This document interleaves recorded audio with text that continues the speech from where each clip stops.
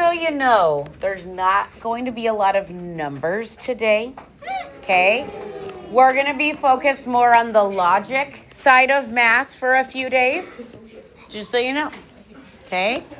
So, you're going to be doing probably a lot more writing in math today than you're used to. There's your warning, but it will be okay, all right? So, here we go. A conditional statement is a statement with a hypothesis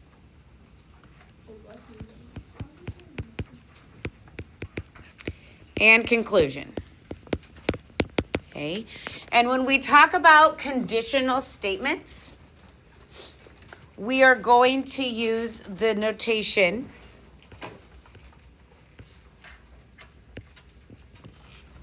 that P implies Q.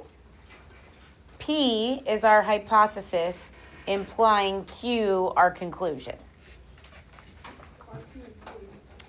If I stay up late, then I will be tired in the morning. If a polygon has 4 sides, then it is a quadrilateral. Okay. So we can have a conditional statement, but it is not an if-then form. When it's cloudy, then it rains when it's cloudy.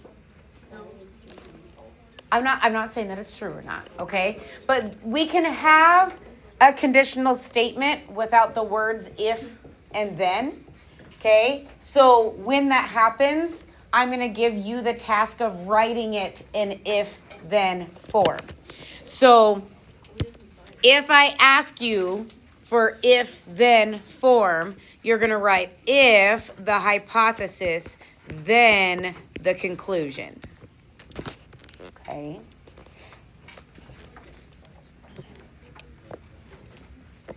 If Aaron is 5'6", then he is taller than Miss Holman.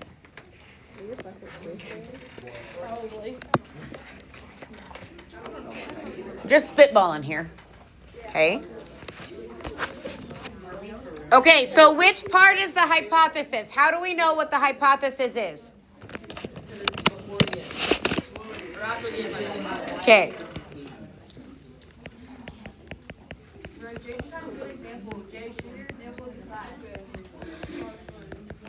Okay. The hypothesis is the chunk that comes after the word if. The conclusion is what comes after the word.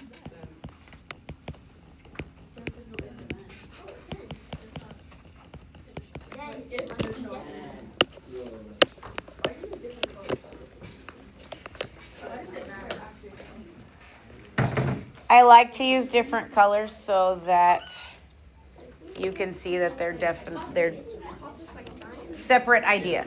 Okay?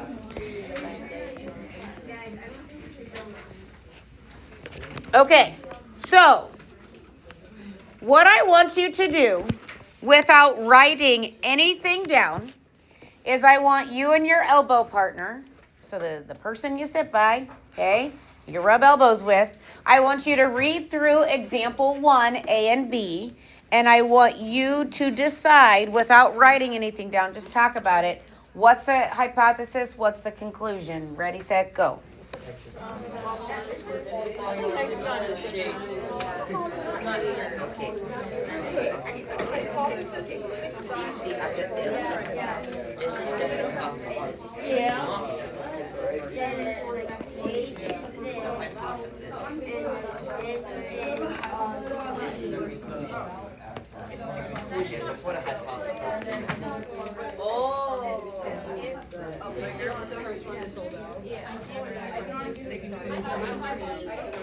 So you can flip it around. If the first one is sold out,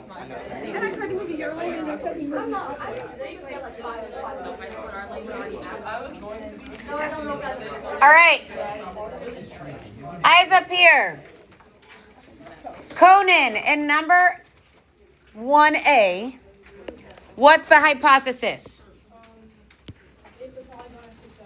Okay, so a polygon, so our hypothesis would just be that a polygon has 6 sides, okay? When I ask you for the hypothesis, the word if is not a part of it, okay? Okay, so Charles, what's our conclusion?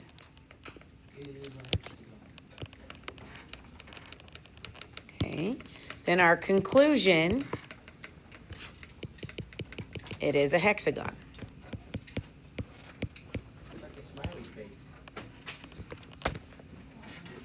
Oh, nice. Nice. Yeah, it is. As a colon, the semicolon's gonna go thing.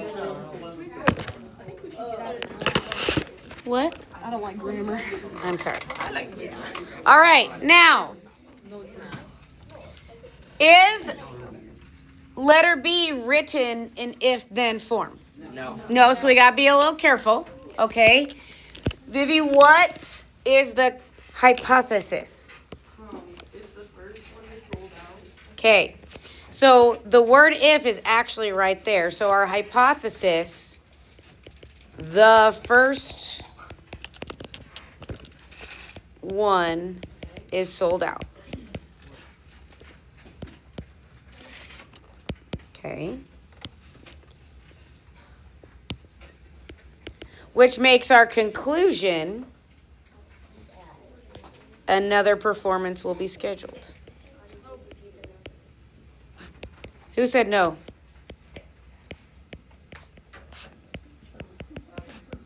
Okay.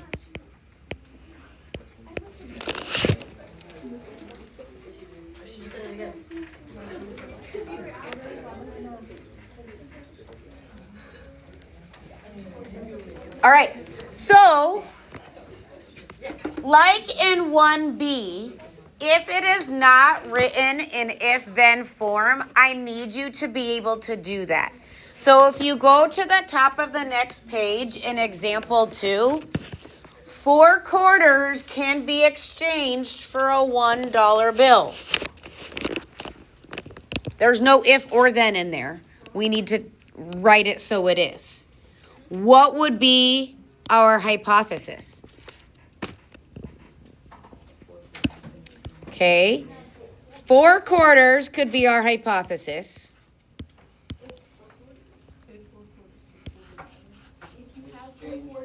Ah, there we go. If you have 4 quarters, then they can be exchanged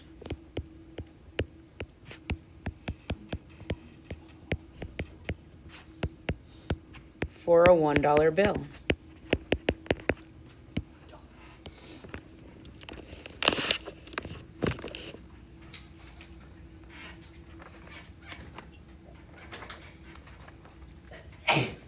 This is you.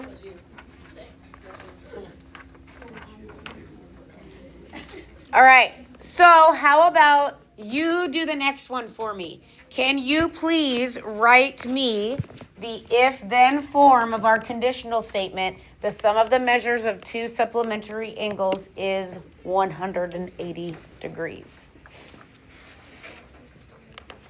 I believe in you.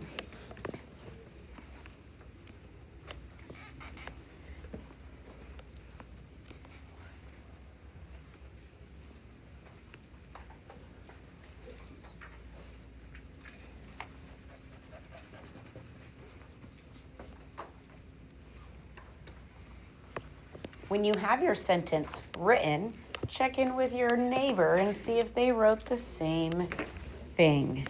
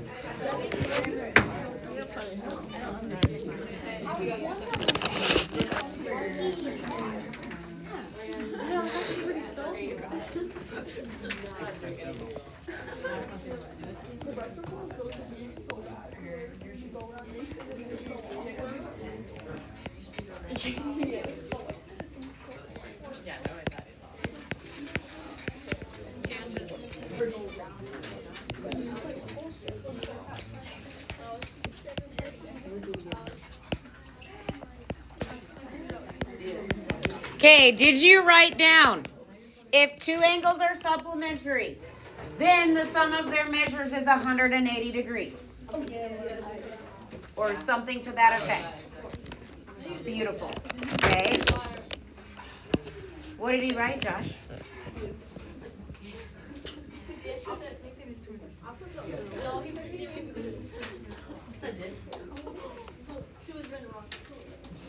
He wrote the 2 instead of stuff. If you wrote the 2 instead of spelling the 2, I will be okay. But if 2 equals you get 180. No, you're the 2 angles always. 2 angles that supplement always. 2 angles equal 180 will always.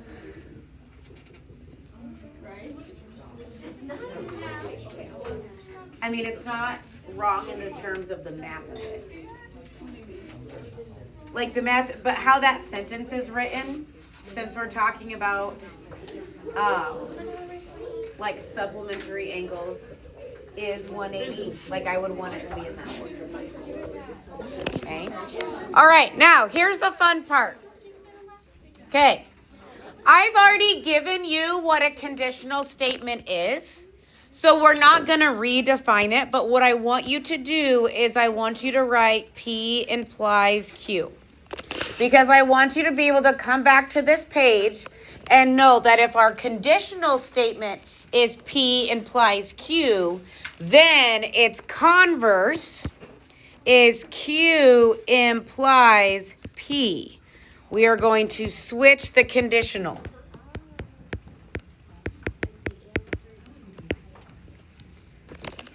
So the hypothesis and the conclusion are going to switch places. Part of our job will be to decide is it a true statement or not, but we're still going to write it. Okay?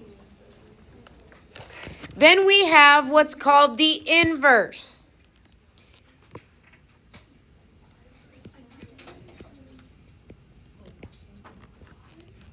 What is that funky little squiggle I just drew? True.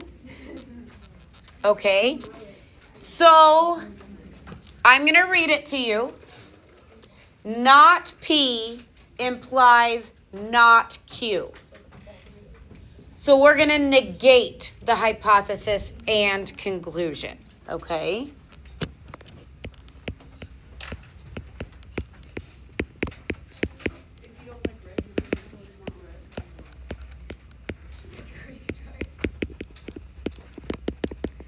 Okay, so if my conditional statement is, if today is Wednesday, then school starts at 8:20. Miss Hellman, what's count? Oh, conclusion with, it's like, conclusion. Didn't want to spell it out. If today is Wednesday, then school starts at 8:20. The inverse of that would be if today is not Wednesday, then school does not start at 8:20. Josh Kane, your fidgets are becoming distracting for other humans. Okay, thanks. All right, contrapositive. Any ideas there?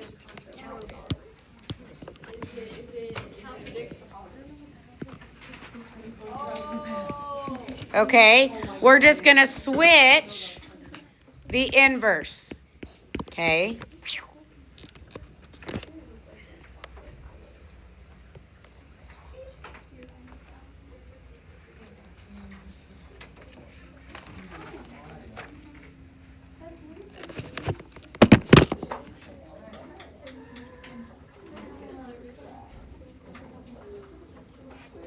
Okay.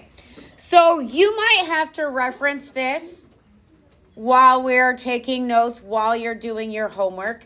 But the goal would be that you can do this without having to reference it, okay? So, Ariella.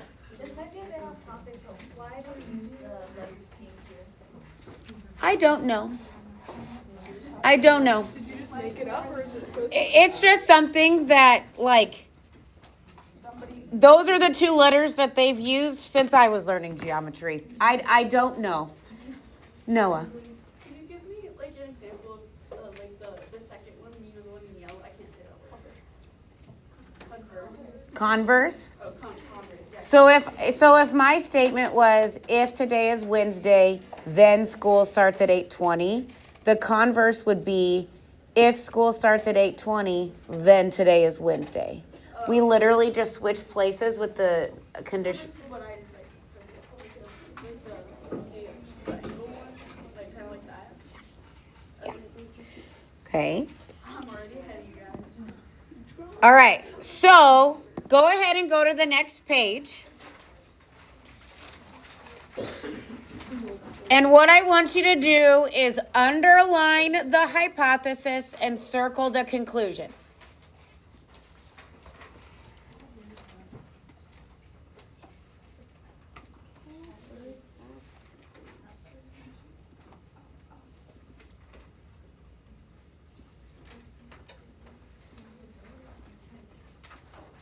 Okay. What's the hypothesis? Hypothesis. Okay. Birds. Did I say circle the? Did I do that backwards? Underline the hypothesis. Okay, and circle the conclusion. Okay. So if I wanted the conditional statement, we would write, if it is a bird, then it has feathers. If, then. Okay. So,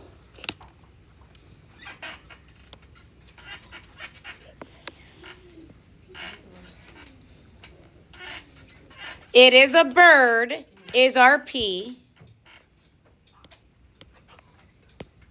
It has feathers is our Q, because we have our hypothesis and our conclusion.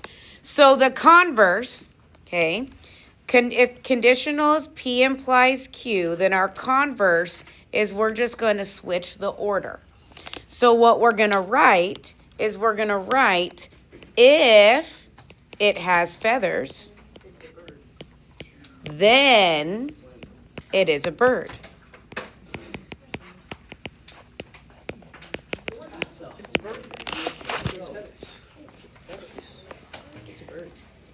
Okay.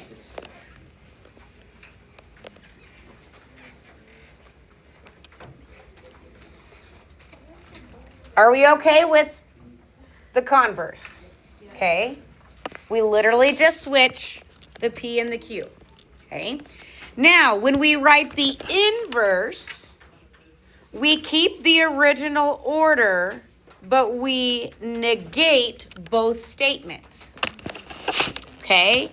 So our inverse would be, if it is not a bird, then it, should I write, it's, okay, then it, okay, so it doesn't exactly have to be the word not, right? Then it doesn't have feathers. It has not feathers. Okay. Okay. Then the contrapositive means not Q implies not P. So we're negating and switching the order. So if it doesn't have feathers,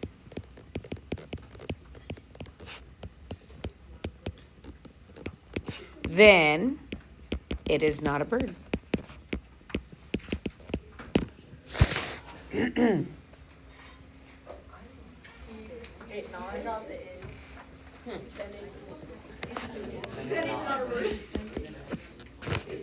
Got it. Can we just say it's an ITIS. It's fine. It is not. It is. It's fine. If I said It is. Okay. Okay, so here we go. Oh, look at how nice I was for you in example 4. I already wrote out the statement. So I have a question, true or false. If it is the 4th of July, then there are fireworks in Papillion. True. Okay. It's true. I'm going to give you a moment, and you are going to write the converse, inverse, and contrapositive. Ready, set, go.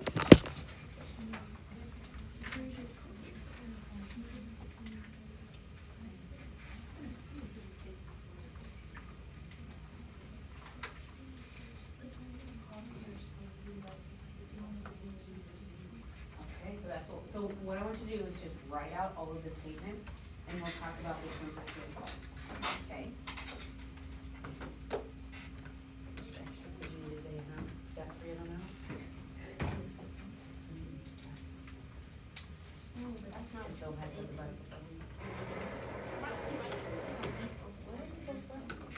I'll try to get the water.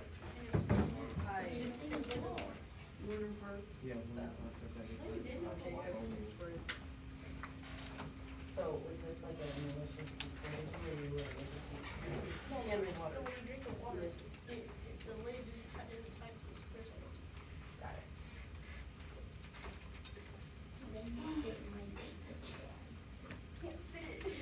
Dude, okay, I can't write with these prongs on my name.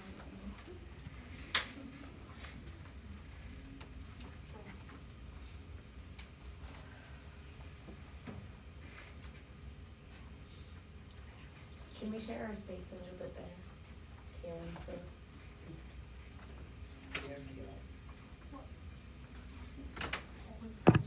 Thank you.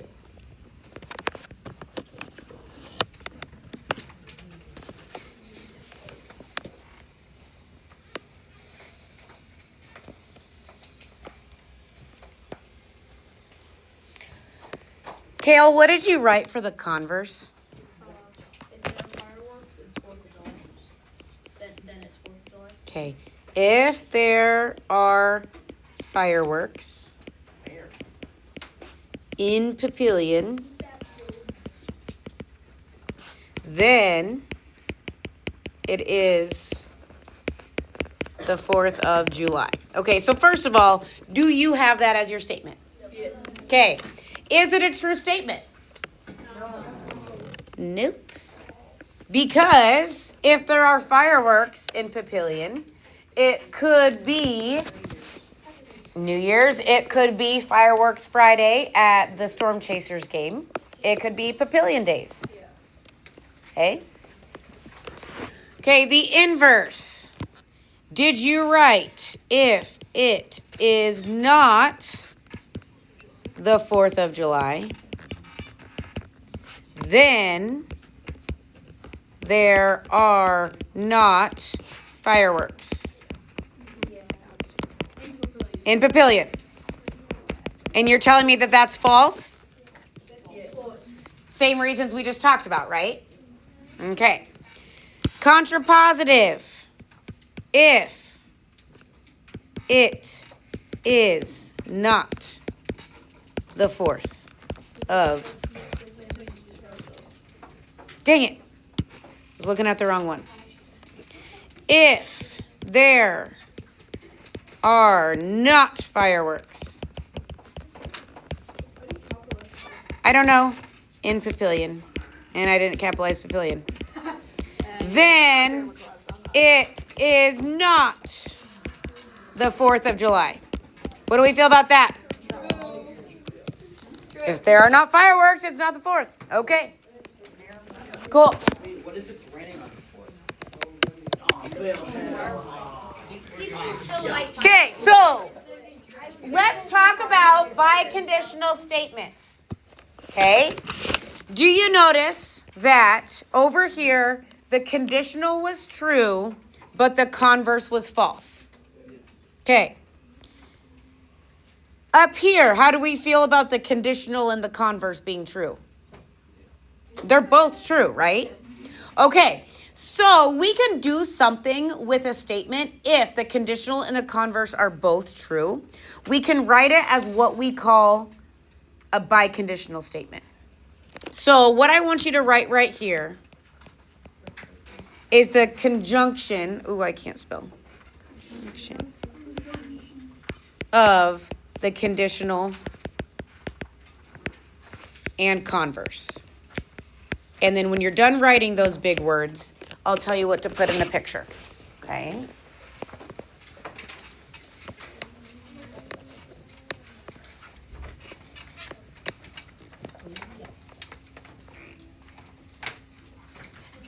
Really, Luca? What? That wasn't Luca. It was not me. It was him. Okay. Sorry, Luca. Okay, so this is what I want you to write. If P implies Q and Q implies P, then we can write this notation. So P implies Q and Q implies P, it can be read both ways. So what we're going to do, I need you to write this down, is we are going to write our statement as P if and only if Q.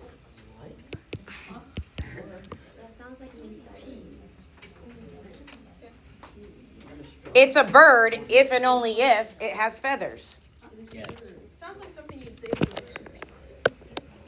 We are super smart, Aaron. Sounds like something like Yoda would say. It's Porky the Pig. If you want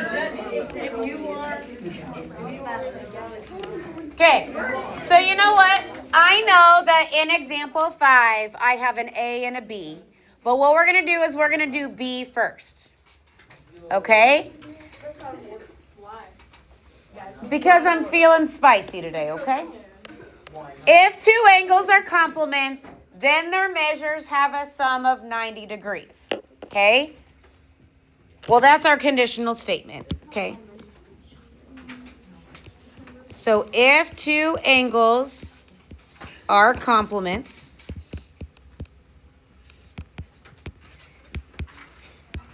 then their measures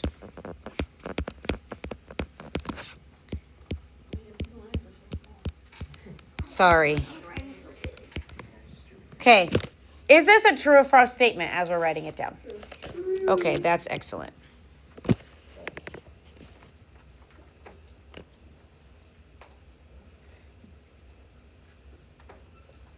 Okay. Harper, what would the converse be?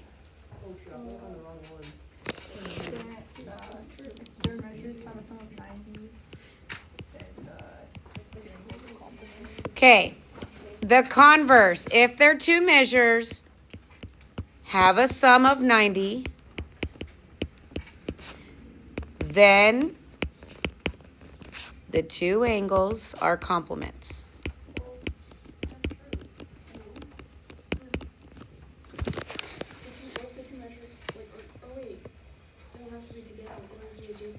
Yep, it says nothing about adjacent. So if their measures have a sum of 90, then the two angles are complements. True or false?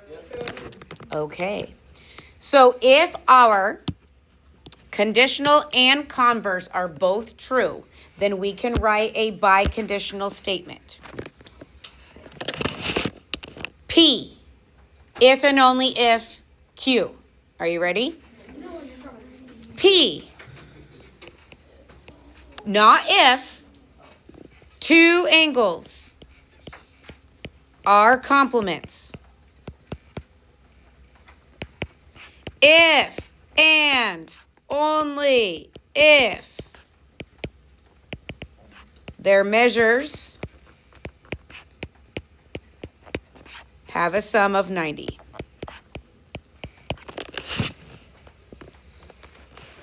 So the if then isn't really, I mean, the if is there, but it's not in front. Answer yourself, please. The if is not in front, the if is in between because we put if and only if. Two angles are complements if and only if. Their measures have a sum of 90.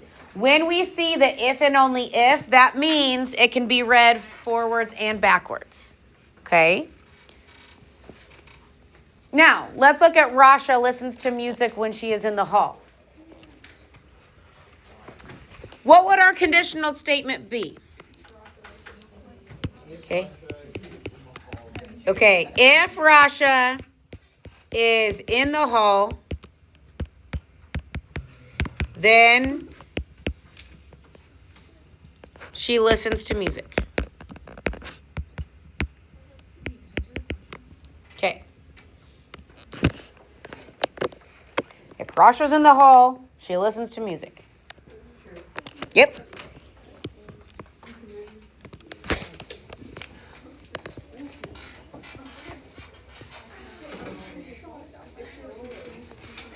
What is that? What? Okay. Our converse. If Rasha listens to music, then she is in the hall. Unfortunately, that is false. So, if our conditional is true and our converse is false, we cannot write our biconditional statement.